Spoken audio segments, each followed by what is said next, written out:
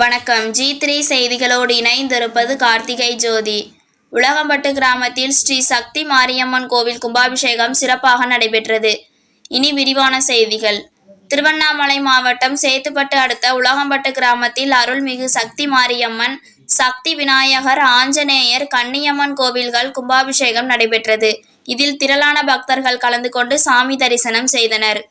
கோவில் வளாகத்தில் யாகசாலை அமைக்கப்பட்டு கார்த்திகேயன் சிவாச்சாரியார் தலைமையில் விநாயகர், லட்சுமி சரஸ்வதி, கோமாதா தம்பதியர் பூஜை மற்றும் பல்வேறு சிறப்பு யாகங்கள். அதனைத் தொடர்ந்து மேலதாளம், வானவேடிக்கை முழங்க கலச புறப்பாடு நடைபெற்றது.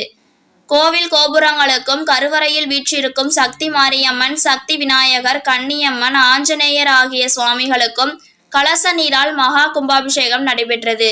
இதில் திரளான பக்தர்கள் கலந்து கொண்டு சாமி தரிசனம் செய்தனர்.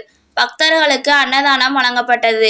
விழா ஏற்பாடுகளை நாட்டாண்மைதாரர்கள், விழா குழுவினர்கள், கிராம பொதுமக்கள், இளைஞர்கள் செய்திருந்தனர்.